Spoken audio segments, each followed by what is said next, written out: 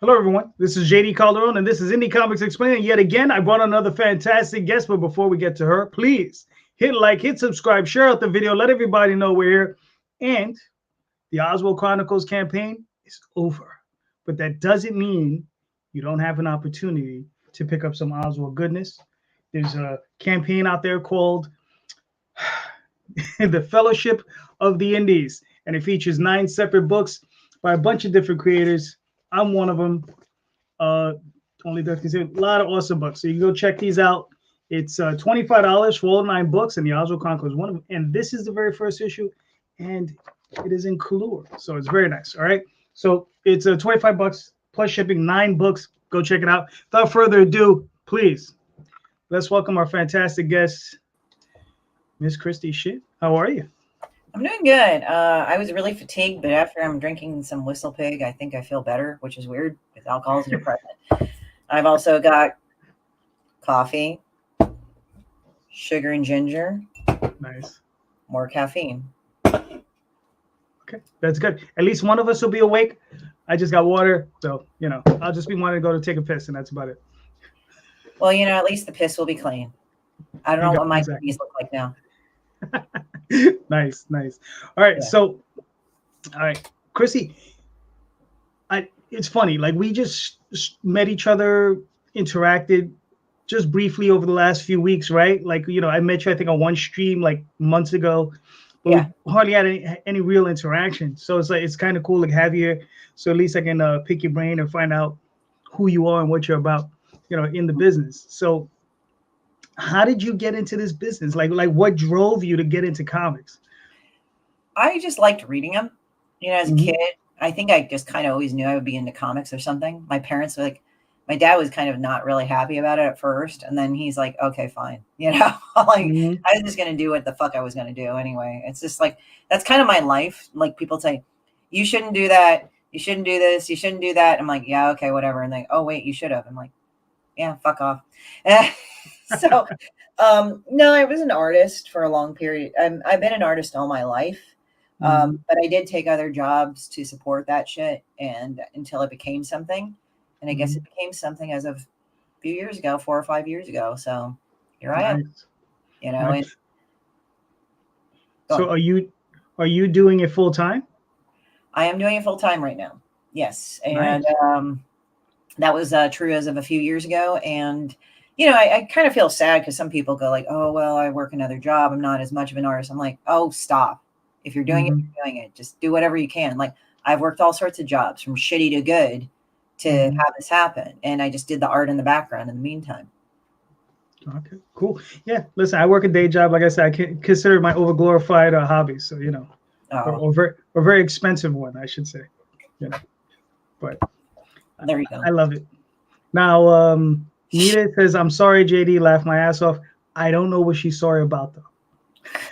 It's because I have a foul fucking mouth. I have to admit that I have a foul fucking mouth. But I say a lot of weird shit, Listen, I have to be fucking honest with you. So do I.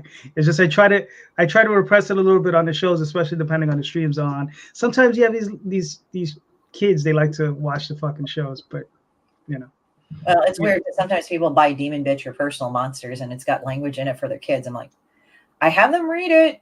At the beginning, and it's good. I don't know. That's weird. There you go. What's up, Mike Jimmy? Hey, Mike Jimmy. All right, cool. So here's a question I love asking everybody. So growing up, we all know more or less what our first comic was reading it. What was the first comic you ever read, though, that inspired you to create comics? Oh, God. It was a lot. I read a lot of them as a kid. I read a lot of the syndicated ones like I would say Far Side and Garfield kind of stuck out more. I remember Family Circus. I remember Calvin and Hobbes. That was really cool. I would actually, as a kid, I didn't know how Hobbes was said. So I said Hobbes a lot. Because I would read everything literally. Or consider, I'd go consider because I was following all the rules. But yeah, anyway, that's significantly improved since then. And then when I was a kid, they took me to a college bookstore, Stanford, because I think they were inspiring me. Oh, you're going to go to Stanford. You're going to go to Ivy League. I'm like, okay, cool. And then I read them. I went to UC, so different. But you know, every college bookstore has its underground comics, so I gravitated to those, and I read all the fucking Life in Hell ones, and they got me. I even read Jimbo. I don't even remember what the fuck Jimbo was about, but I read all like the demented ass shit. I'm like, what the fuck is this? This is great. But it's weird because like I have a big background in like art history, like postmodern. Like I can identify post-impressionist, impressionist, postmodern, Dada, all this other shit, surrealist. But it's weird because it's like they've influenced me in different ways. Like I would say, I said Dali and Picasso. I would say Dali just because he was not only was he prolific, but he liked fucking with people all the time, and I think I kind of like that. Blame her if I get under your skin. Oh my God, that's Pops. Sometimes like, yeah, and I tell Pops, shut the fuck up. And then he listens. So Chrissy's my spirit, but you're getting under your skin. Yeah, I've told him that. But you know, but yeah, it's like my influences are that. I used to read a lot of comics, the American localization Dirty Pair and the OAVs of Dirty Pair. I liked the mainstream, the big two. I would say some things of Batman, like I read The Killing Joke as a kid, Dark Knight Returns, all the big ones and shit. So, I mean, in a way, it's kind of like, I just say that I have a lot of mixes of comics. So I can't tell you like one thing, like really. But, I mean, I would read Otomo's Akira, you know, I would read Alien versus Predator, the Alien comic series. I mean, it's like reading all that. Like I just would read all the books that I can, and I read anime. I read all sorts of shit. So it's like I was just a reading machine. And sometimes it would piss me off when Hollywood would do Aliens versus Predator, any movie, and they'd fuck it up. I'm like, you do realize this is actually a pretty easy fucking thing. Just read one of the comic books, you stupid moron. But like, whatever, right? That was an easy thing that Hollywood fucked up. Also, Alien 3. They kind of apologized during Resurrection, but still Alien 3 pissed me off because it was like, what about that whole fucking thing when Newt grew up and like had a boyfriend and like, fuck you all. Like, you know, that kind of annoyed me. But I liked Aliens. Aliens was my favorite movie out of that series because it just somebody that was a victim and she said, no, fuck this. And then she went and beat the shit out of the alien queen. That's like the best thing ever. You know, I love Ripley. It's like, she's the fucking one of the best female characters I've ever seen. No, yeah, she's incredible. Listen, I saw those movies. I'm old. I saw those movies in the theater. So, Alien. It's okay. I'm probably not too far behind. I just don't like it right now. That's all I gotta say. Right now, I was looking through some of your stuff yesterday, and I was wondering. I said, do you consider yourself a satirist or a gag artist? You know, that's kind of hard to say. When I did Deep Witch, I was just pissed off, and I just wanted to draw a comic that made me laugh. But I've heard things from satire to cruel to like gag. I guess it's all in between because like sometimes I've told people like, yeah, I mean, it's weird because like if you draw doo-doo comics, you don't expect that person to be deep or anything. But it actually like if you do it right, it's actually pretty smart because it's actually comedic timing. Like look at Johnny Ryan who does very adult stuff and disgusting dirty stuff. I mean, but past it, there's actually a certain intelligence behind it. It's sort of like how he twists you is kind of funny because it's like he'll just draw this like obviously really disgusting, disturbing thing, but all of a sudden your first impulse is laughing because you're just like, what the fuck is this? You know? But that's the best thing about Johnny Ryan. Like, I really like him as a cartoonist. Like he just gets that whole fucking thing down. And I guess it could be a gag. I mean, he does employ gags, but sometimes it's just this underlying dark sinisterness that just kind of doesn't make sense. Like it does, but it doesn't. It's like, it's not apparent, you know, it's like not a political cartoon, but he just draws this and you're like, okay, you know, you start laughing, you know, but it just makes you enough to make you laugh. And I don't think it's just because it's just shit. It's just shit cartoons. It's like, there's actually kind of an intelligence behind it and a certain level of warpness that you're like, whoa, what the fuck? But yeah, that's pretty much it. My cats are running around like idiots. But anyway, yeah. So how many you have? One or two? I have two. You have two, okay. They fuck with each other. The black one sometimes fucks with a ginger one, and the ginger one sometimes fucks with her. It's a never ending thing of like them just screwing with each other. So right. Now listen, like we were talking before, like I have one currently, but we took care of my sister-in-law's cats for 6 months and we had 4 of the bastards. Smash the like, share the stream, push the algorithm to work at people. Yes, there you go. Yeah, ink. There you go. Yeah. Thank you, Pops. Thank you. Appreciate you. So this is your fourth campaign, Yes. right? On Demon Bitch. Now, do you find is it getting easier? It's kind of weird. Yes and no. Mm-hmm. I think the more you do campaigns, the more you refine. It's really mental marathoning. Seriously, it's a mental marathon. You will probably freak out a lot less in the later ones than you do your first successful one. Your first successful one, you're on tenterhooks. Now it's like, okay, all right, we're good. We're good, and it's pretty funny. But you do kind of have that meltdown moment. I'm not going to lie. And you're like, fuck, am I actually going to do this campaign? Now I haven't reached that yet where like it's funded in the first 24 hours. I'm like, I would really like that. So I don't need to fucking stress about fucking pushing this goddamn thing. But I mean, a lot of seasoned veterans are like, oh, you're on a good way. And, I know I am, but it's like that when you hit the dead week, it does fuck with you mentally. And you're right. Breathe, no desperation, just keep pushing it, because you'll push past it. But yeah, it's like still no less. I mean, it still kind of is draining. I mean, what didn't help is like I had two cons one week after another, and I was exhausted as fuck. I just was lying around like, oh shit, and it was the different levels of exhaustion. It was like I'm so fucking tired, I'm hurting all over exhaustion, and then I'm like kind of drunk feeling exhaustion to I'm just tired exhaustion, and those are one less things after the other. It was pretty insane. So I'm just like, what can I say about that? No, I got you. It's still no less a marathon after a good few.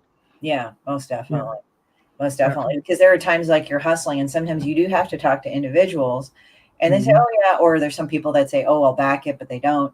And you're like, really? And it does wear on you, but you can't, you can't like explode at people. That's like the worst thing ever. You can't explode at people and like rage barf all over your Facebook page about it. And I haven't done that, but I've seen people who have. It's not great, but it's like you just kind of have to keep pushing and how much to push. So, oh yeah, I feel you, Christy. Yeah, it's a marathon. You kind of have to just tweak it, and depending on who you are and what you do, there you go. I've been through 25 of the things, and I know exactly how you feel. Yeah. It's like it gets easier in some ways, but also like the flow of the campaign, like external events can kind of fuck with it. Like this Dead Week, I realized like not only was it like Passover and Easter, which is kind of normal, they tend to oversect each other sometimes, but then there was Ramadan, then there was a full moon. And I know people go like, oh, the full moon, but I swear to God, everybody felt kind of heavier during that time. And then the last one was tax because it was deferred till the 18th. And I didn't realize that. And like everybody probably felt the cornholing and shit. So it was like, I mean, I fortunately didn't, but I knew quite a few people that like there quite a few people did get money, but quite a few people did get cornholed, which was really shitty. So it was like, you had that. So I kind of like did that and it was kind of like, but you just kind of have to keep going on. But it looks like it's gaining momentum again, so that's nice. So the constant pushing, like the challenges is like, okay, trust in the unseen and just keep pushing it the same way. Don't act desperate during that whole time and just keep pushing forward. You'll get through it anyway. No, you're doing fine. You're gonna definitely make through it. Now, I was gonna ask you, who's your favorite cartoonist? Oh, like now? Yeah. Well, yes. Like now, who would you consider your favorite cartoon, or just overall in general? Well, I mean, you heard me talk about Johnny Ryan. I like his artwork a lot. That's the most current one. Matt Groening is a good classic for me. Right. There's a lot of artists that are really good, like Yoshio Shitani. She's really good. I mean, it's kind of hard to say. I like them on different qualities. Like, for example, Yoshio Shitani's design is really good. Like her design, her artwork is really on point. But like with Johnny Ryan, it fits his fucking sense of humor. Matt Groening, it's got that weird buggy-eyed fucking look to them. Same thing with Sarah Anderson of Sarah Scribbles, but I also like Laura Olympus, because the artwork is really beautiful there too. I mean, she's on hiatus now. I actually got to meet her. She was really cool. And again, pardon me, I do know her name, but I'm just like, my brain is scrambled with like all the fucking shit and the mental activity you have to do to not only create your own stuff, but the Kickstarter. And it's just been really, really good. But yeah, I like all sorts of different things. It's weird. And the writing, like I actually read comics, so it's like I kind of get an idea of what writing is, what good writing is, what shitty writing is, et cetera, et cetera, et cetera. Yeah. Gosh. So like I said, I was reading some of your stuff last night. Like I said, I wasn't familiar. Like I said, we're new, so I wasn't familiar with this. So I said, oh, let me go check this out. And I started reading some of it. So I was just wondering, what's the deal with Brazilian butt cupping? Somebody sent that to me. It was a video. Okay. So my friends and I, we're kind of fucked up in terms of humor. So we'll send us stuff. Mm-hmm. And we'll send each other things. Pops complains about what the shit I fucking throw in there. Nita's like looked at shit that I've thrown at her way. She's like, oh God. I'm pretty sure Daphne's seen some of the shit that I've thrown into Nita's way. And we send each other shit. And somebody once sent me this video, or somebody showed it to me. And what it is, it's like they kind of, and so I looked it up because it was weird. It was like literally there was a bowl, and like there was a chick on like a bed, like kind of like lying face down, like if she was gonna get waxed or some shit. Mm-hmm. And, like they had a clay pot full of herbs, and they set it on fire, and they put it right over the one ass cheek, and then they kind of patted it around, and they pulled it off, and I guess the ensuing pressure like ballooned the ass cheek to like a bigger bubble butt. And they did it one for each butt. And like one Asian girl, I think she was Vietnamese or something. The reason why I say that is that that's how she identified herself as. In New York City, said, I'm going to try it. So they did it in a spa in America, but they didn't use the burning stuff, but they used like a vacuum. So they vacuumed like literally each ass cheek. Right. I would find a way to go and pervert her. I'm sorry. Sorry. What the actual fuck? Yeah, it was like weird. And so she had it done, and she's like, oh, it kind of hurts. But it's like, yeah, my ass is kind of plumper now. I'm like, okay, Gotcha. Okay. What? A Punisher T-shirt that's speaking volumes. No, it's not. Mm-hmm. That's my design right here. Asian Invasion. That's right, and that's available on the current campaign. No, that is actually available now. I mean, you can order it on my link tree. I have it via Teespring. I'll give you the copy of the link tree so you can take a look. Hey, it's at Christie Shinn. Demon Bitch is fucking awesome. Watching your streams of you consistently working totally helped propel my own comic to actually getting completed. Well, thank you. I appreciate that. There you go. Got my shit. Oh, well, fucking break shit when I'm drinking whiskey. Jesus. So there you go. So if you guys want the Punisher T-shirt, it's not really a Punisher T-shirt. I don't want to get my ass sued. It's actually kind of like the Asian version of Punisher, but I'm being a dick, Nice. Had to move the boobs. Yeah, right. So yeah, I mean, it's kind of just funny. I would say like it depends on the artist and what they do, but I like all sorts of artists. I mean, I like Dolly because he had this amazing technical thing, but he fucked everything up. That's what I liked about Dolly. I think he was the ultimate surrealist in that manner. Mm-hmm. Had to move the boobs. There's your link tree, so go check out the T-shirt. I feel good. Had to move the boobs. Yeah, and also like if people pledge, I always send them the rude, most offensive. Thank you. How is that passing copyright? It's not. I just fucked with it. It's a joke. Yeah. And I said, oh, why are you discriminating against me? It has Asian eyes. See, it's all slitty and shit. I can just say it's parody. Yes, exactly. It's parody.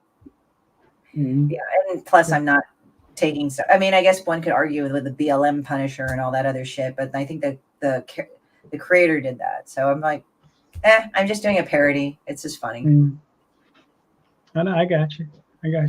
So, like I said, I was reading through some of your stuff. So, and I'm not familiar with everything. So, Shitbird was fascinating to me, right?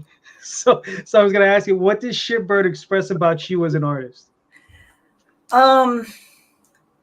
It makes me feel like I took something and I really just drew out every glaring detail on the comment that I wanted to be making. So Nita kind of knows the backstory too, but it was just like if I would take characteristics of something or someone and just make them so foul and make them so mocking that they just that it was just funny. And it's weird because everybody knows a person like Shitbird. Like that person, like I just knew somebody that would go, my ass, my ass, my ass. And it's like, well, I like it. That's a really powerful statement. Thank you. Appreciate it. Yeah, I mean, for me, it's just, yeah. I mean, I just decided to do it just be an asshole. So Shitbird is the best. There you go. Shitbird is the best. I like what Mike J says. I'm glad I woke up to this morning coffee tastes better while laughing as long as I don't spit take. There you go. Or if it goes up your nose, that would suck. That would burn. Yeah. And the second part of the question was, and why does Demon Bitch put up with her shit? Oh, they hate each other. If you notice, I never really put them in the same comic together. And if they do, they're always like shitting on each other. If you notice, like Demon Bitch and her friends, like they're not the healthiest group of friends. That's what I observed with a lot of women. Like you'll have those group of friends and they'll constantly like nag or bite back on each other. Because I used to have friends like that, which sucked. I mean, because like they can masquerade as nice people too. Right. But with Shitbird and Demon Bitch, there's so much of the attention-seeking, clout-chasing pieces of shit in sort of very similar ways. They can't occupy the same space a lot of the time. So they start beating up on each other and shit. So they're nemesises, basically.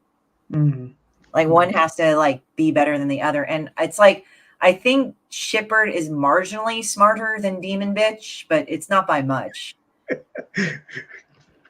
I think you meant to say packs of bitches. Yeah, pretty much. I mean, when you think about packs of bitches, like who knows? But yeah, I mean, if I'm saying Christie Shinn, aka Demon Bitch, it's funny because one of my friends say DB, like for Demon Bitch, because I drew Demon Bitch a lot of the time. And it's sort of like I don't get insulted. Hey, what's up with Christie? I see her in every live stream. Laugh out, joke, do see. I like to see you on the shows. Your language is delightfully colorful. Laugh out loud. Carlos Rafael. Oh yeah, Carlos is hilarious. I'm prolific in both artwork and in appearances, apparently. Gotcha. Well, you were on my last Sunday show. Carlos was with us. So. Oh, okay, yeah. I mean, I probably did see him, but I probably saw so many people like. Right. Yeah. No. Yeah. Listen, I've interviewed people. Well, I've interviewed so many people at this point that I get contacted by them again, and I'm like, "Who are you?" It is like then I go back. I say, I spoke to this person for an hour, and I don't know who this person is. Yeah, I can watch my own video. Yeah, it's kind of weird because it's like I kind of am reaching that point with my Kickstarter too. Like I've been so busy with shit in general that I get kind of like I just get my brain gets so overloaded with information, and just like a lot of stuff has been happening. Now, luckily, a lot of my friends are in the industry, so they kind of understand. I said, hi, how's it going? And we catch up. I was like, you want to take a look at my Kickstarter? And I feel like kind of an asshole because it's like, man, I haven't talked to you since then. But it's not like I'm trying to be disrespectful, but it's like we've both been like so busy creating, you know how much mental space. I forget, like I know Daphne illustrates. You draw or do you write? No, I'm a writer. Okay, so you know how much mental space that takes up. And so like with artists and writers, like now that I'm getting more into writing, it's kind of weird because writers, they actually really need to have their own space. Like artists, we can kind of multitask as we're drawing. You know, that's fine.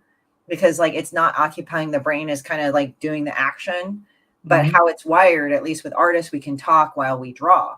Writers, it's like, no, leave me the fuck alone. Let me write my shit, you know? And I get that, you know, because it's like, don't break my train of thought with your fucking shit. Go away, you know?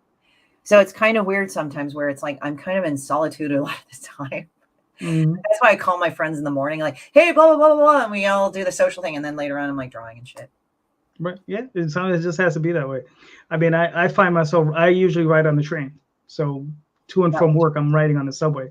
So, you know, so I'm like, you know, I have a nice steel pen and I'm like, stay away from me as I'm writing. Oh, do you have the tactical pen? I got my fucking brother-in-law that because he would go to the Mission District because like he works up in the San Francisco area and San Francisco got bad. I think we were talking about that. And he got bad. So I got him a tactical pen. I said, well, can't carry a knife and shit. Here you go. There you go. Exactly. Yeah. Well, wait till you see what we've got coming up, Carlos. There you go. And then Lol, it's hard to keep up in between crowdfunders because you're working on your next book. Yeah, there you go. Yeah. I mean, there's like a weird etiquette you have to kind of develop when you're talking about your Kickstarter. What fucking turns me off is people say, hey, how's it going? And they give me a copy paste fucking shit. And I'm like, I'm not reading that, dude. At least say hi, you know, talk to me a little it. So I try to talk to people a little bit. Mm. Word up, G. What's up? What's up, Larry? How you doing? Yeah, Larry's from Niobe. Awesome book. We're supposed to be talking on Saturday, so I will talk to you then, Larry. That's gonna be awesome. I've got a black cat too. He's made several appearances on Indy Comics Explained. Yes, he has. Nice. Oh, here's one for you. Are you really a dungeon master? You know, I've never DM'd, but I have played Dungeons and Dragons several times. I played it more when I was in college and as a kid. I wasn't like in the fucking week-long campaigns, only like probably at school, because like, my mom was like, okay, you can't fucking go out for hours as a young teenage girl. Like it was one of those fucking things. Like unless you're with other girls, and a lot of the other girls didn't fucking play that shit. So I'm like, fuck this. Because like a lot of it were guys, right? Right. Like that kind of sucked. I mean, I had a lot of guy friends, but you know, I can understand her point as a mother, you know, young girl, even though like they were all nerds and we weren't really thinking about that shit. At least that's what I knew of. Maybe they were hornier than me. I don't know. I don't know. But I've been like, as an adult, I have played when I was in college. I LARPed for Vampire. Vampire was the most common LARPing. I did D&D with Star Trek Next Generation a lot more in high school. And then I kind of graduated computer games for a while, like Doom and all that other shit. Yeah. And lastly, I went and now I did an actual Dungeons and Dragons campaign the last couple of times. Oh, nice. Recently? Or shows? Year or two ago. I mean, again, I have friends that play. It's just we've never had time to play because we've had other shit to take care of. So it's sort of like we sat down. It's like I don't even have time to play computer games anymore because I mean, when I don't know if Daphne's the same way or whatnot, but like all you do if you draw, you're fucking like your creative part is occupied. Like for me, I can't really watch movies and shit because that distracts me from my work. It's weird. But what I will do, oh yeah, hey, they're all guys back then. Finding a female player was, yeah, I know, that's the thing. Like I needed to have like other women around me so my mom wouldn't fucking freak out, like thinking we get like, yeah. So it's like one of those things. Yeah. So I mean, it wasn't like it was weird because like the guy. It was funny because like when I get stuff like when I hear like girls, we weren't accepted to do like fucking D&D and shit. I'm like, oh, okay, you know. I was fine, you know. Same thing with comics. They just told me to get the fuck out sometimes because I would just read the comics. I wouldn't pay for them or some shit. I mean, that's like one thing, but that's a different thing entirely. But I mean, I don't know. I mean, it's just D&D I have played. Yes. Long and short answer, yes, I have played it. I have not been a DM, but I have joked about it. Like, oh, Dungeon Master, I'll just fucking write that there. But I have been asked that question. I said, not really. I played it. I'm actually not as much of a noob as people think, but just due to time and scheduling, I just haven't had time.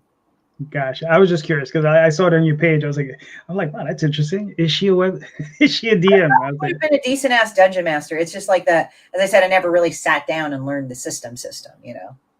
No, I got you. Listen, I haven't played in a long time. Let's just leave it at that. But it's been a while. Yeah, since I played. But I played a lot when I was a kid. I mean, yeah, I'd walk in and jaws would drop like, oh my God, it's a girl. Oh, there you go. It's like, oh, she has tits. What's that? Right. You know, now if she walks up with a bag full of dice and tits, now that's impressive. You know, you gotta have the dice. I mean, I LARPed. Does that count? I LARPed. Of course it does. Yeah. So, I mean, what was that experience like? What was LARP? What did LARPing like? I've never LARPed. I've had a friend who used to LARP. He used to do the whole vampire thing, and I would goof on him all the time. But I would say LARPing is quite interesting. It's like, I mean, you got to remember, I was in college, so we're in your early 20s. Right. So it's kind of like, it's weird because it's kind of like working with a bunch of like theater kids because they really get into their character. And I'm not saying that's bad to get into your character, but they really would get into their character. And like, okay, honey, you are not a Toreador or a fucking vampire all the goddamn time. Stop. Like, you are not out of character. Get out of character. It's fine. You know? When they want to play as a girl, prejudice starts right. I don't know. I mean, I've always played as a girl. Nobody gave me any shit. Right. Still going by Danny then, so it was kind of confusing. Oh, okay. It was confusing. So LARPing is awesome.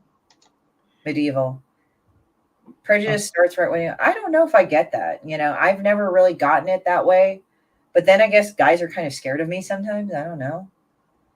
I mean, I didn't have demon bitches in high school or in college, but I thought that was funny. I was a punk in college, but I didn't like shave my head or do anything crazy. mm-hmm. I was like an art student, so it's like, all right, I guess I'm like the ultimate nerdy fucking kid. I don't know. What did you have the Doc Martens to go with it? Never owned a pair of Doc Martens. I actually went more hardcore. I actually got like a pair of men's workman's construction boots with steel toes. Okay, yeah, those are really good. I like those. Yeah. And so I would break them in, and then nobody fucked with me, I think, because they knew that I could probably like break their toe or something. But it was weird because I wasn't overly aggressive like then either. I had a lot more anger and a lot more like aggression, but I wasn't overly aggressive all the time. Right. That's cool. LARPing saved my life. Literally, I needed the escape. Nice. LARP was great. What did you do last weekend? Beat the shit out of my friends. Nice. I know of the LARPing when they would do that with the foam swords and shit, But we never did that. We just did the vampire stuff. We never really did the foam swords and everything. I knew of people that did that though. Okay. Oh, that's cool. Yeah. In your face, and you're like, yeah, go out, go away. What are you gonna do? Hit me with your fucking foam sword, you idiot? Yes. What do we got? that I turned into a werewolf, and I hunted out the French Quarter. Nice. Look at that. I asked Nita, like, I had a couple friends that were going to New Orleans. I forgot which con it was. I forgot it was the last of one of the cons, and I kind of can't remember. They went to New Orleans, and they said, "What should we get you?" I said, "Oh, get me voodoo shit." So I asked Nita what she knew, where to go. So yeah. Right. Nice. Yeah. How much voodoo shit did she? They just brought some shit back. They didn't bring a lot. They had a lot of their fucking supplies and shit, but they just got me something small. They got me the beignet mix too. I haven't done that yet because it's like beignets. Like the box, you have to make the whole box of them and shit. And it's like I'm not gonna eat that much fucking box. Like goddamn, Sounds about right, Lo. All right, so let's get back to business. Why webtoons? Like, why did you decide to use that platform to present your work? I did try Tapas, and Tapas seemed to have like a similar platform, but I picked Webtoon because it seemed to have a better audience, and it seemed to have kind of a slightly better technical platform. So I just went with Webtoon anyway. Right. Now, do you consider is the audience there supportive? Like, do you consider them? Are you getting a real interaction out of them? Well, usually it's like by referral, but the thing is, like, I'm not well known like Lauren Olympus at this moment, but it looks like I am. So I just drive people over there, and some people like it, some people don't. Like it kind of goes up and down. So I have to just see. I don't know. It would be nice to have Webtoons be like fully interactive with all that other shit, like people leaving comments. But I'm not at the stage yet. But I'm not saying it won't be. I just don't know when. But it seems like there's a lot more interest. At least there's a lot more eyes on it. I think last time I checked, I had about 9,000 people looking at it. So that's not bad. So no, that's a lot. Yeah, like so the eyes have gone on it, and I've got my follower count has gone up a bit, but it's just a cumulative thing. It's not where all my attention's paid to. It's just a referral link. Okay, this is where you can get all the cartoons. And Carlos saying this is going to sound terrible, seeing as I've been on the show so many times. Better see Michael and Neelan. No, they're brother and sister. They just happen to have kids together. You're welcome, Tina. So yes. Yeah. Actually, they're not brother and sister. They're cousins. No, they're not. They are married. Yes. Tapas is really small compared to Webtoons, but it's similar interest platform. But I've seen people that post on Webtoon, post also on Tapas, and still get a good thing. So it really depends on your IP, I think. With me, I decided to go with Webtoon because I felt that it was kind of just a better format. Like just like how you uploaded stuff, how you how you went and did things and scheduled shit, Then Ninja's like, dang. Running into the family. There are Southern, that. Nita's gonna fucking kill me later. It's like I look at that. Like, how come I don't have a friend? Oh shit, both of my friends. We could be cousins though. Oh well, there you go.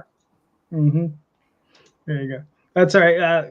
I'm sure I'll catch some hell over it too. I got Mr. Lanning on my show on Sunday, so. Oh, I'm pretty sure he's like laughing his ass off because I'm terrible. Yeah. There you go. So all right, that's cool. Like, well, with Demon Bitch, like, is this your first strip? There we go. Sorry, having to see that. That was funny. Sorry. No, I know. Need a sense of humor, lady. So, huh? I said that's why she and I get along. This is true. This is true. Yeah. Oh, there you go. Oh, people are just going with it. Like they don't have extra or less limbs. You're fine, Nita. As long as they can chew correctly, you're fine. Mm-hmm. All right. Sorry. Go on. Now, so, is Demon Bitch your first strip, or have you done other things besides this? Well, I did Martyr snapshots of a hero, but that was more of an artistic thing. It was based on a character I had in my head since I was 13. But at the time, I was still working out how to do a story longer than strips. So I would say Demon Bitch is the longest running strip that I've done.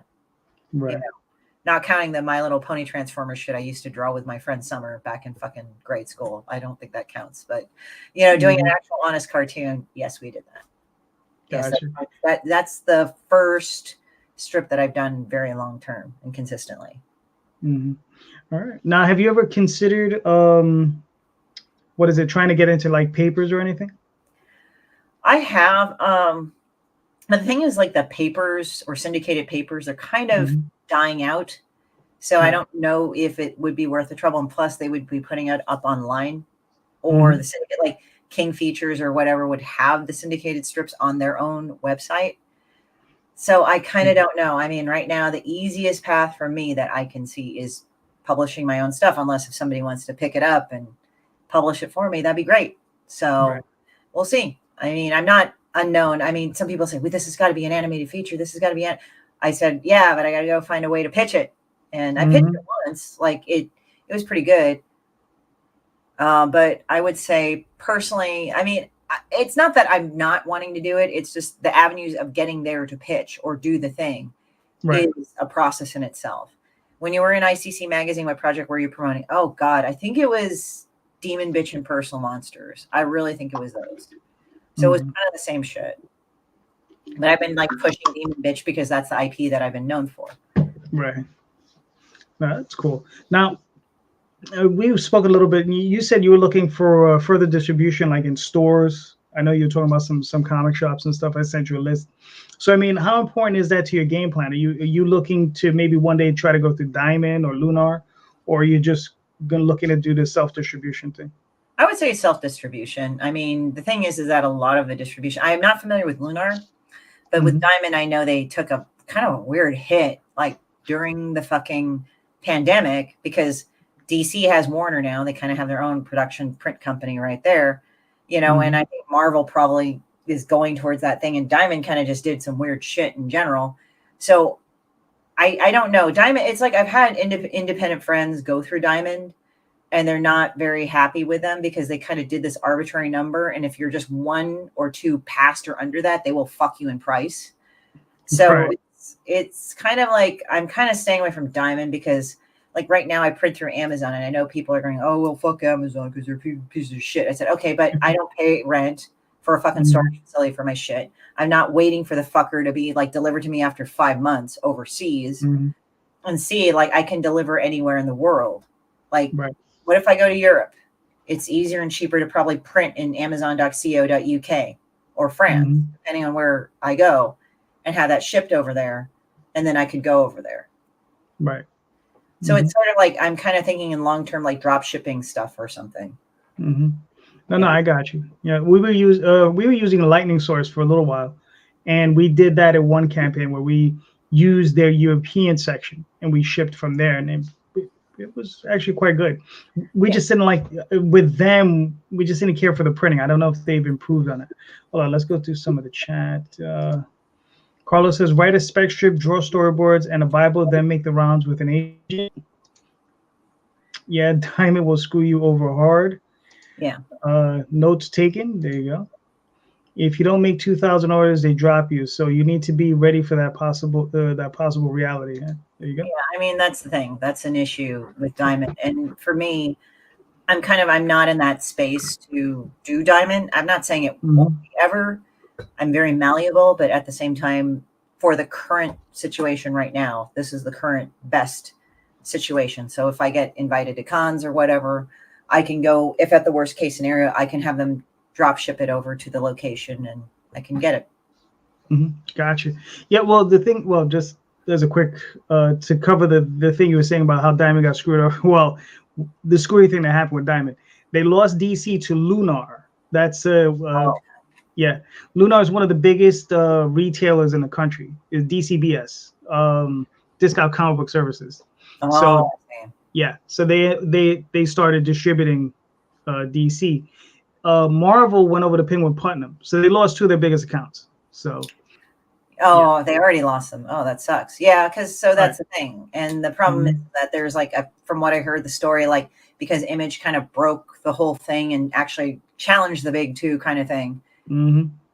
That's why Diamond has these weird arbitrary numbers now, because Marvel and DC kind of made it that way. So there was no more anything like Image or whatever. But I think Diamond will have to change that, because if they lost their 2 biggest accounts, they're going to have to survive. They're going to have to change. And I don't know, until they change, I'm not thinking of doing Diamond at the moment. And number 2, it's just, for me, I like having control over my printing and distribution and quality control for the time being. I mean, it's practical for me right now, because I can send the books out the way I want and all this other stuff. So it's like, that's why I picked Amazon. I know people are like, oh, fuck Amazon, whatever. But it's like, you know what, considering what demographics or shit that I would have to deal with, I find kind of the best option for me. I'm not shitting on any of the other print things, but I don't see the point of ordering 3 pallets of fucking books, having them sent to me from overseas by China, and whatever. I mean, that was probably more practical a few years ago, but not right now. I mean, absolutely not right now, because now I have people that are like saying, I'm fucked. I finally got the books that I got from Europe or whatever, and it's just not great. I mean, at least with Amazon, I think if I did need to ship it from another country, it would be flown in or something, because the packaging is that small. The quantities are small enough. Yeah, no, I got you. Listen, back in the day when I started, we were printing 3,000 books at a shot, because that's the only option we had. There was no POD, so you either printed that many copies or you had nothing. So now you can just print like 100 or 50 copies or whatever. It's a huge relief, because you don't have that huge inventory to worry about. Substack option. Substack, I think I've heard of them. Acquaint me with Substack. Substack is a website where they it's basically just blogs, and just people subscribe to you on the blogs, and they pay you $1 or $2 per. What happened recently with them is they had raised a lot of money in some capital financing, and they had approached a bunch of big name comic book artists or writers, and they said, listen, here's $1 million, or here's $500,000, what are you going to do for us? And these guys came out and started producing all these crazy comics with, I guess, barely little oversight, and so they could do whatever they want. But they're producing the books. I don't know really what's going on. I don't care what's going on with Substack personally. Yeah. I mean, for me, it's like the Amazon way is the easiest for me, because it's pretty straightforward. Gotcha. Now, I'm gonna pull up your campaign. Cool. Also, going on social media, liking the shit that Nita's proliferating all over the internet, and Daphne. I try to comment really rude things sometimes. So. Why is this like this? No. I don't know. My StreamYard is bugging out. Okay, we got the infinite. I got the infinite. All right, I don't know. Still. Oh shit! Okay, that's about a Coke deal that went bad. Holy shit! Just kidding. What happened? And I said, "Oh shit! You're revealing the Coke deal that went bad." Oh shit. Yeah. Right. All right. Hold on. Let's try this. I don't know why it's. All right. Share. See, this is the one part of the program where it's just like shit. This is where I need a producer. All right. Let's do this. All right.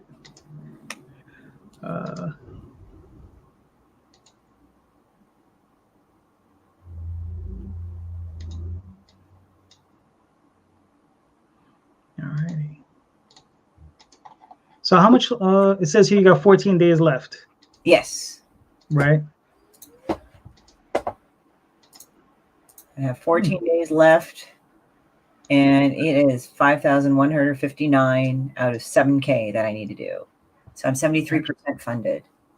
Gotcha. Actually, here, why don't you try sharing it? For some reason, my end is not working, and then I'll just pull it up. Okay.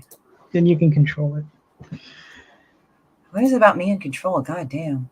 I don't know. There you go. Okay. Put it up there. There you go.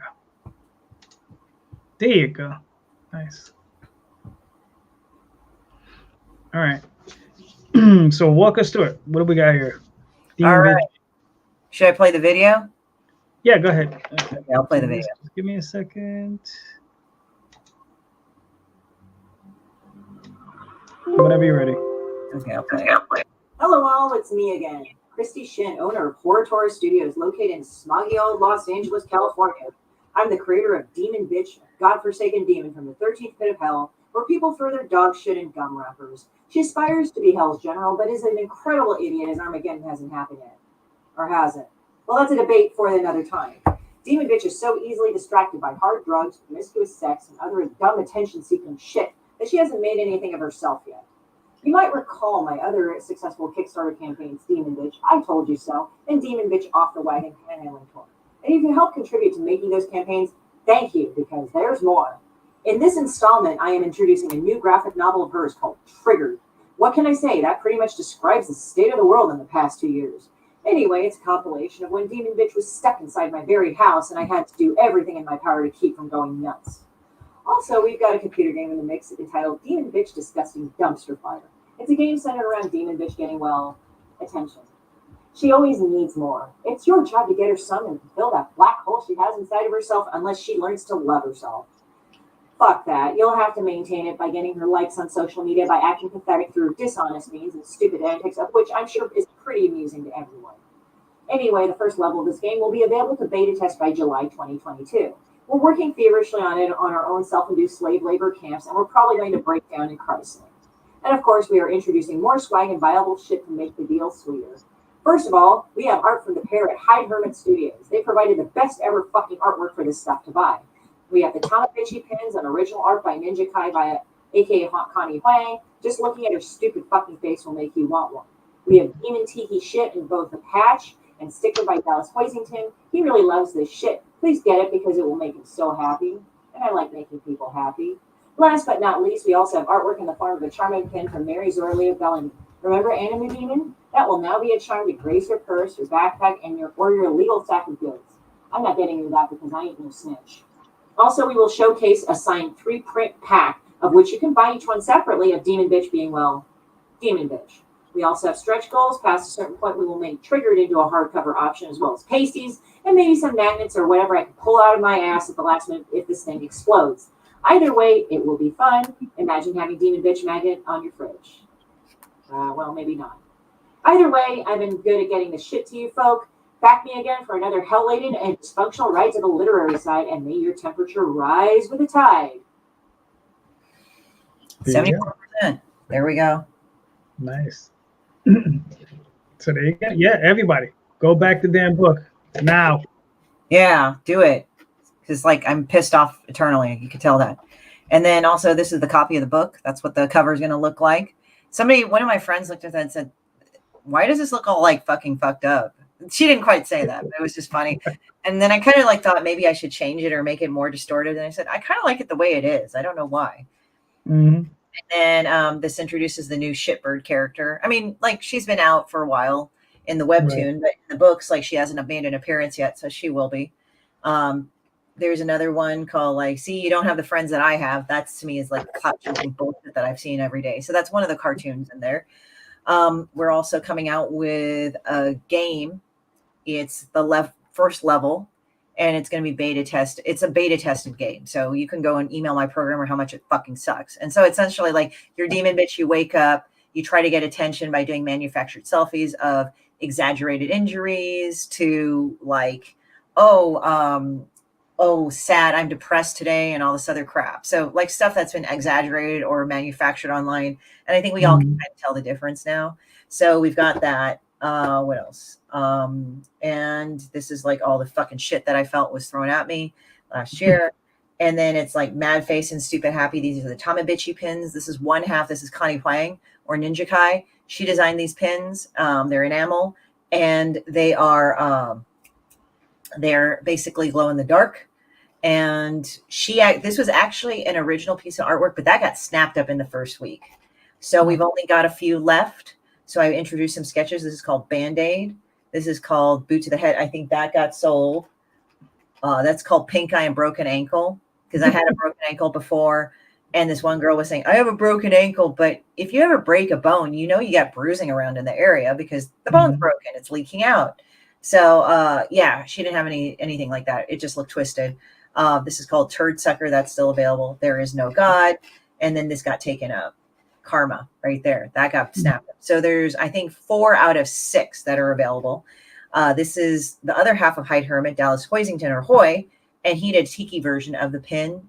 I mean, of the patch. So this is like a patch of Demon Bitch. And he always has this demented ass thing. Now, last but not least is Mary Zoralito Bellamy. And she did Animu Demon. Now, she had this available as a signed print in one of my Kickstarters. But now she has it as a purse charm. So we have it as a purse charm.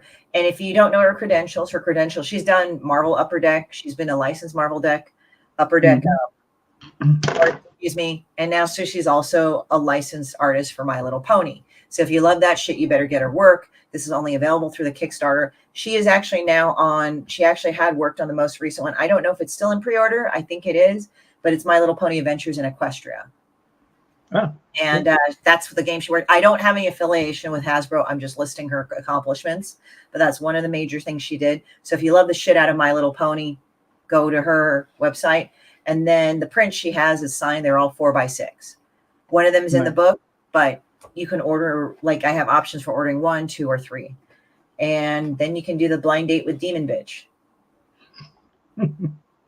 And it's highly inappropriate. If we have stretch goals, the stretch goals is that if we hit 7,500, we can make multiple hardcover versions and more prolific. Hitting 8,000, we're going to go in and close Demon Pasties with every fucking physical reward. Nice. Yeah, and the risks and challenges are pretty minimal. I've been pretty good about fulfilling the Kickstarter. I did take into account the shipping issues in mind. The only issues that I can see is probably the charmer pins, but I think they'll be made domestically here. But with a book, it should be pretty. I would say with the books, like 2 weeks after the Kickstarter, like I think Kickstarter takes about 14 days to put the funds in your account. That's going on. So as long as that's fine, it's probably going to be taking 2 or 3 weeks for me to get the books out to you. For the prints, they usually get to me in about 1 to 2 weeks. So they're pretty good. Everything is pretty much domestically made for the most part. Hey, Akuf, what's up? I hope. Akuff, I hope that's right.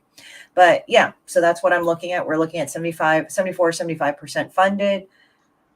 And the thing is, as I said, you go ahead and give me a pledge. I'll drop you a thank you note right away, and it'll be rude and offensive and dirty. So nice.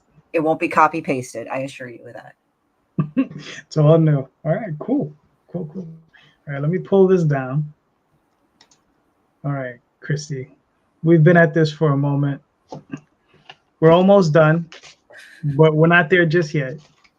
Right? So I got a bunch of goofy questions I got to ask you. Goofier than the other ones. Okay, so just to prepare yourself. All right. So, all right. So let's start. Oh, but before we even get to that, please let everybody know where they can find you and your work. Okay. Well, you can find me on Linktree, link at Horror Tour Studios, and there's the Kickstarter link. I don't know if is it in the description or is it in the? It's gonna be in the comments. I put it in the description. Okay, yeah. So go to the description. You'll find my links there. The link tree should be there. I know the Kickstarter will definitely be there. So just go to the Kickstarter. My priority is really the Kickstarter, so just back it. But the link tree will have access to my stores, like my apparel store, my art and print store of the books I already have. You will get a personal signed copy from me. There's my Patreon. And if you want to go and call me for commissions or anything, there's my email in there. All right, cool. All right, so let's start off with these goofy questions. I always ask these questions to everybody. So if you had your druthers about you, right, and you wanted to get a guest artist to do a cover for you, right? Person living or dead, it doesn't matter. Don't worry about budget. Who would you get? Oh shit. I'd probably ask Adam Warren to do it off the top of my head.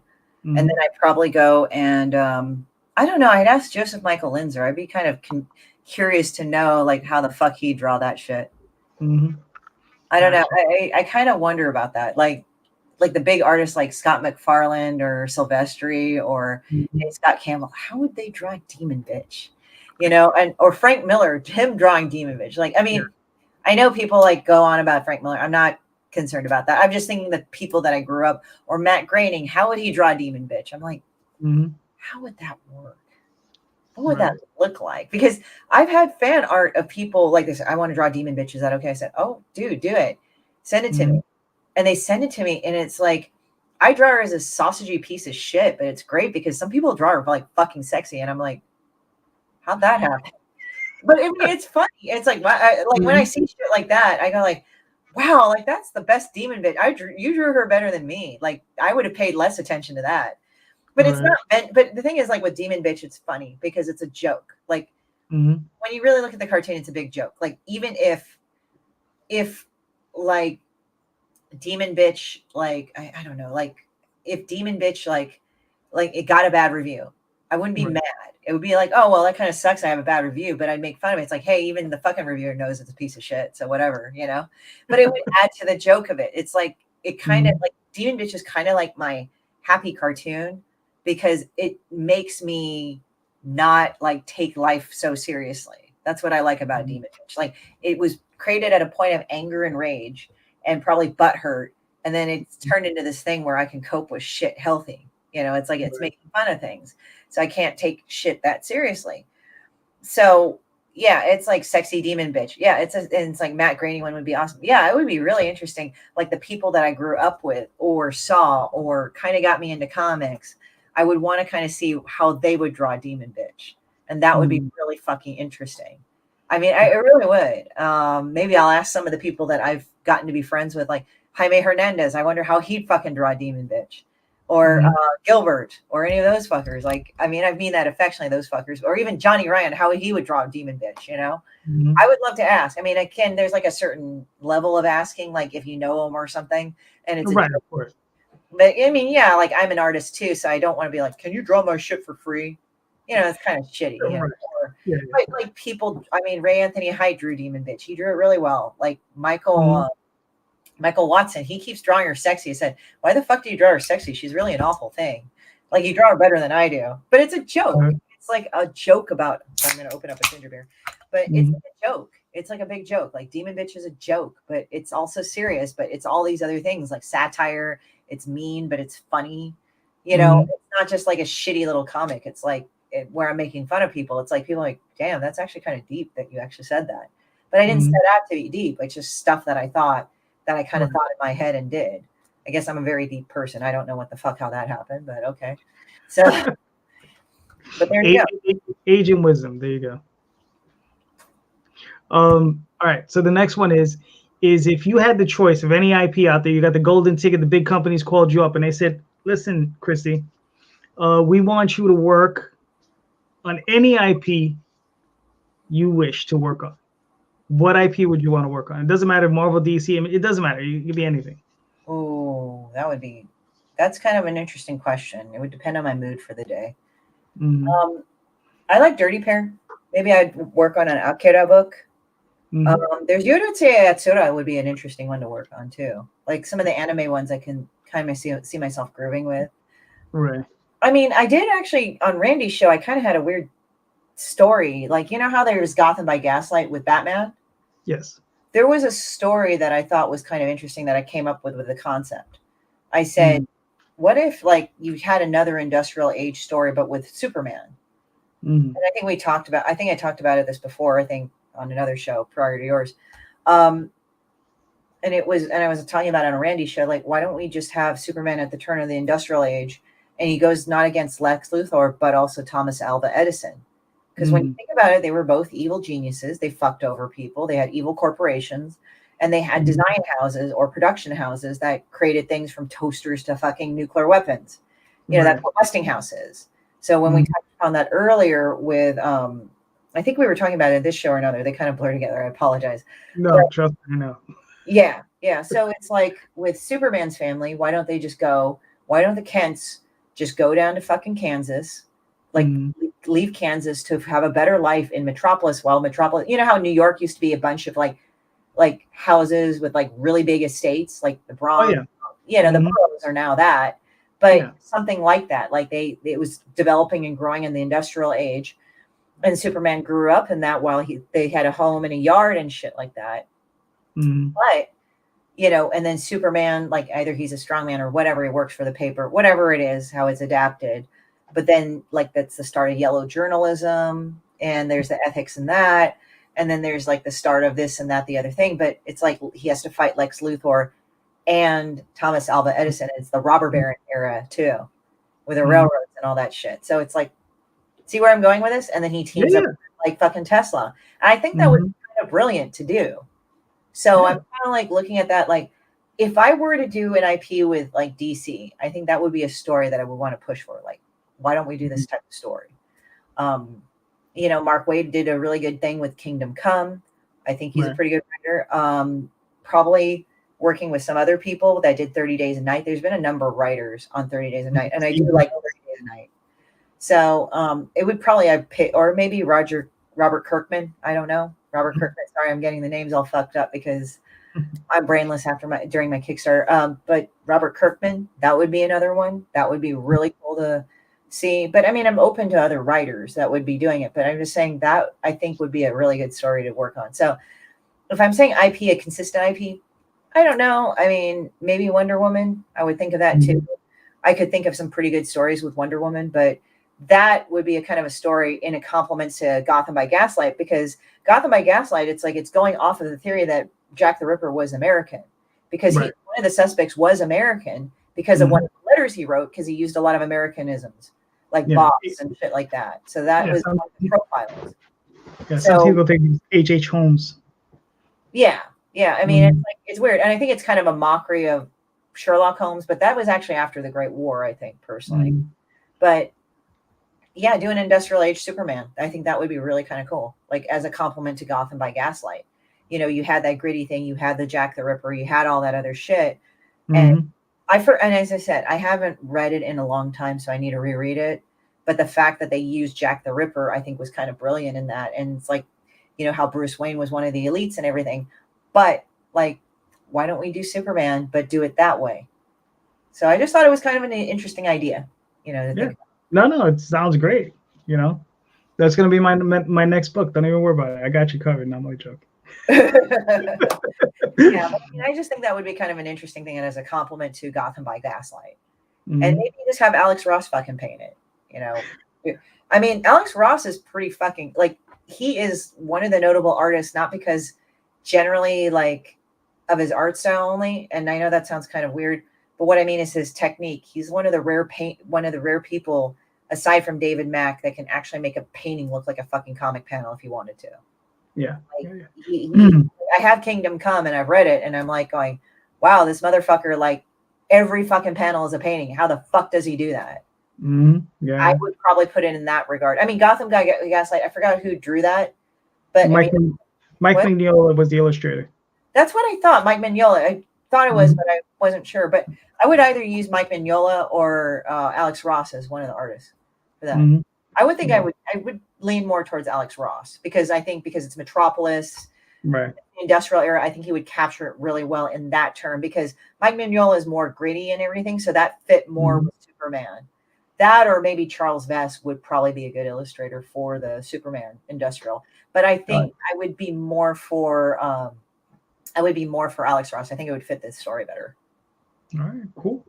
All right, now cheaper too because he'd do the cover and he'd do the inside. But anyway. Now I have a few comparatives for you. All right, I'll softball you and then we'll work our way in. All right. Yeah. So Captain America or Batman? Like who would I pick? Yeah. Oh, you're gonna get like a weird ass fucking answer from me. They both are kind of different in their own way. First of all, Captain America is a Boy Scout. Let's say World War II. They say World War I, but he's more World War II, I think. World War II, patriotism, blah blah blah. Batman is more cynical. The system failed me, shit. I don't really consider Batman a vigilante. And now people argue with me about that. But I said, when you look at it, he was one of the elites, and even the system failed him. And even though he works with the police are corrupt in Gotham. Like, it's a very rotting, it's like, I think it's supposed to represent the shitty, fucked up parts of New York. Right. So, let's just face it. Like, there are good cops in New York, but there's like this underbelly of rottenness and corruption in New York City. Mm-hmm. You know, that's what's ill. And I think Metropolis is the nicer parts of New York City. That's what I think too. Right. So personally, for me, I don't know if I think it would be interesting how they would work together, because I think the counterpart would be kind of Tony Stark, and Tony Stark is like, this is about me. I'm a fucking alcoholic. Fuck you. This is my own shit. Stark Enterprises. I'm kind of arrogant. Mm-hmm. Now, Batman's alter ego is a playboy. He's supposed to be arrogant. He's supposed to, I don't give a fuck. I just run Wayne Enterprises. I'm hot shit. So I think they could work together. It would be kind of weird, but they would work together. But I think it's funny because people make Captain America this Boy Scout, but really it's not that he's emo. He's just seeing the darker side. It's just he chooses to be loyal to the thing. Right.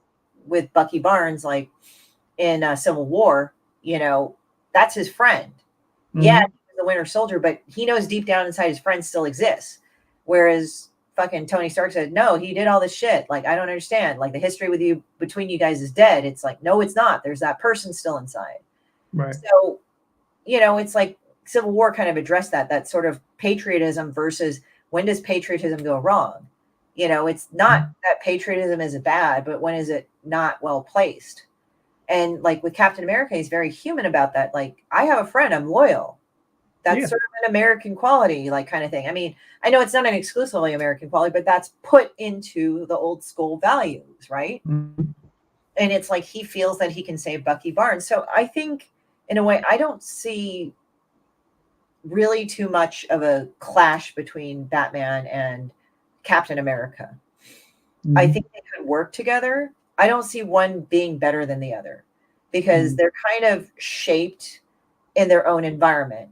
When you look at it, Captain America was brought up in that paradigm and the paragon of American.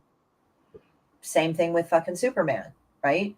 I mean, there were alternate books like Red Sun. What if you crashed and landed and was raised in Soviet Russia? They had that. So, but with Batman, it's like, I was raised in the fucked up bits of fucking America.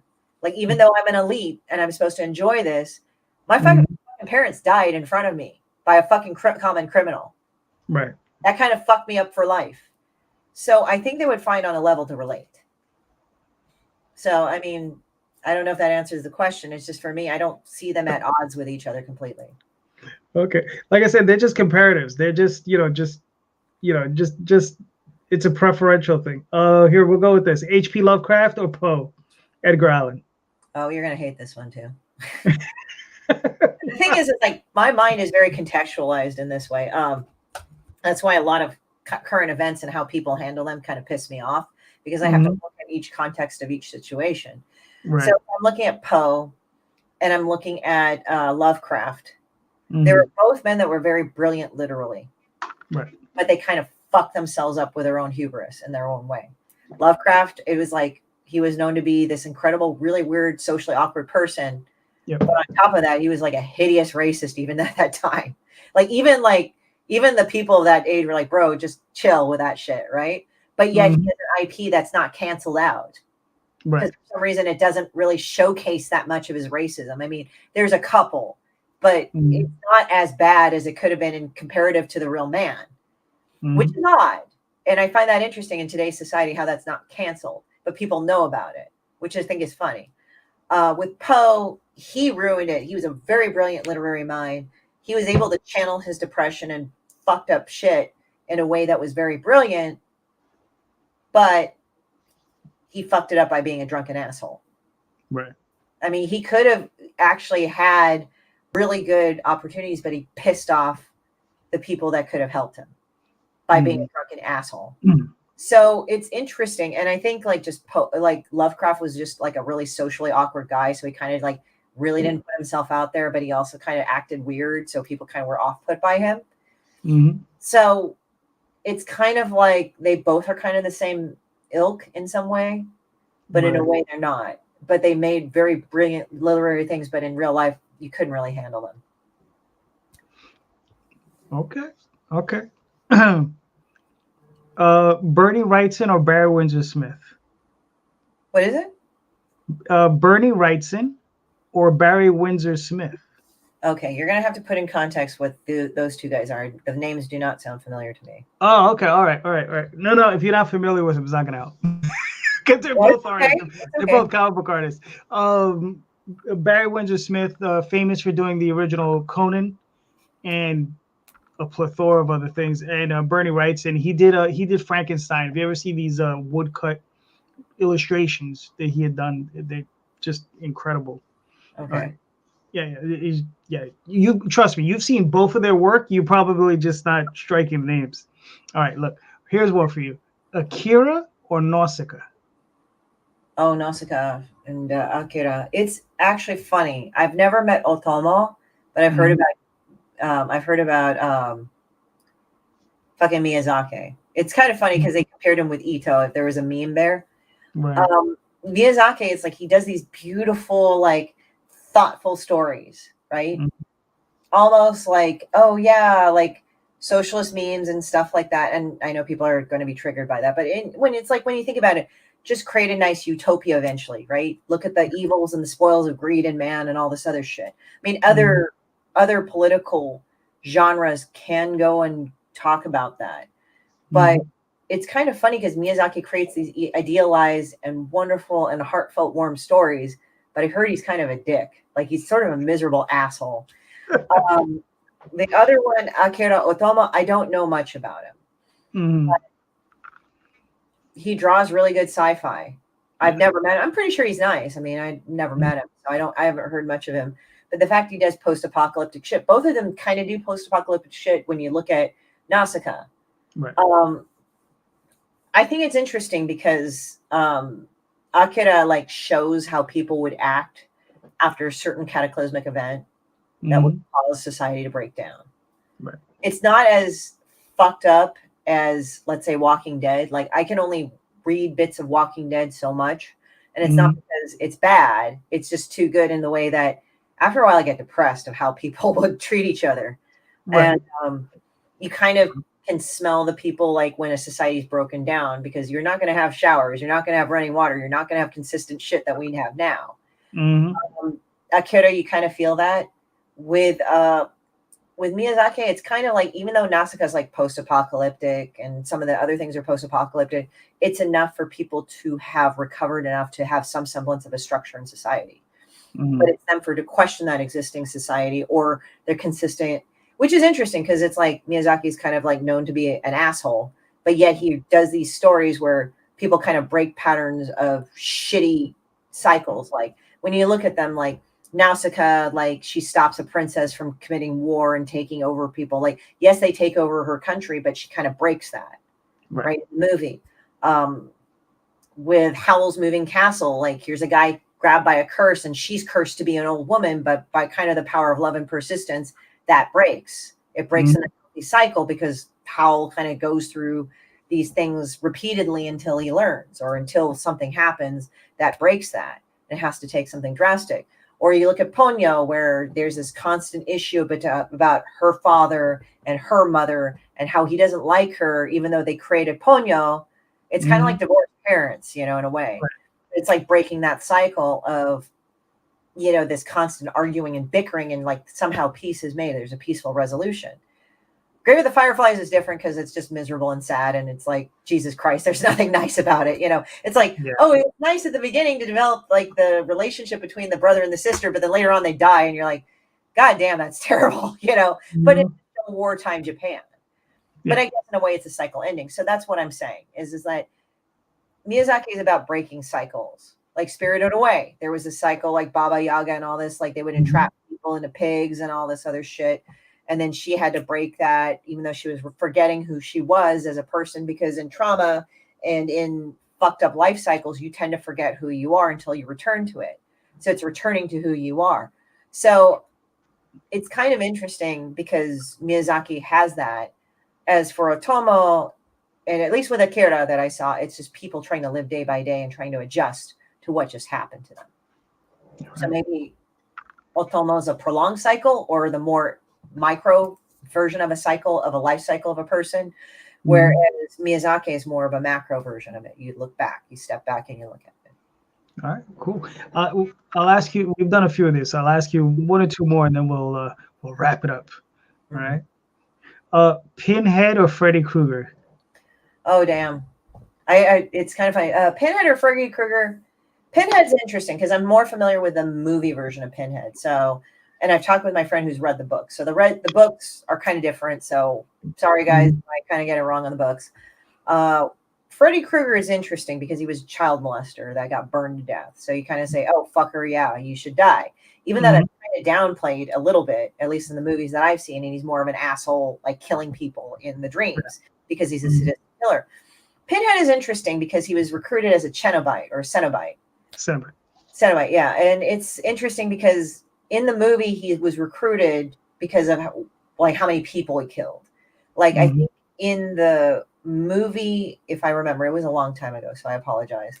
He was a general, I guess, and he happened to kill lots of people at the turn of the century. That's just it. He was picked to be a Cenobite as one of Hell's generals or Hell's keepers. It's kind of hard to say. I would say Krueger is interesting because Krueger is just nothing more than a sadistic killer. Whereas Pinhead kind of has a logic to him. Right. It's like Pinhead, from what I've understood in the books, yes, they're Hell's generals, but they already keep bad people in, or people that have called them in and have not fulfilled the contract. Right. Whereas Freddy Krueger just wanted to kill people to be sadistic. So it's interesting how they're their own villains in their own different ways. Like Pinhead, you can't really call him villain. I know it's like weird because he goes after Christina and all this other thing, but it's sort of part of the whole plan of what they're dragged into. But and I know there's other books like Narnia, the Narnia books, where there's other villains that are drug in because of the witch and everything. But my personal thing with Freddy, I think it was more of a vengeful spirit that's not a good person, like kind of an evil spirit in a house that's experienced a murder or whatnot. Because I like paranormal stuff personally. So looking into books and shit like that, it's kind of interesting to me. So I think he's more of a sadistic thing. I don't know. I think Freddy Krueger is very singular, even though he's very much of a cat and mouse type person. Whereas he's more of an organized, structured individual. I would say. Like he has a plan. He doesn't just go kill people and do shitty things to people just because he feels like it. There's like a sort of a method to him, from what I understand of the movies. Okay, cool. All right, we'll wrap it up with this one. Kirk or Picard? Oh, I've been in this debate before. Both of them were the captains that were fit for their generation. You have to understand the context of that. They were fighting the Klingons. The Klingons were more warlike. They were more quote unquote savage. There was more aggression. So Kirk had to be that way. With Picard is more of a reason thing because at the time, now the Klingons were part of the Federation. Now it's cooler heads.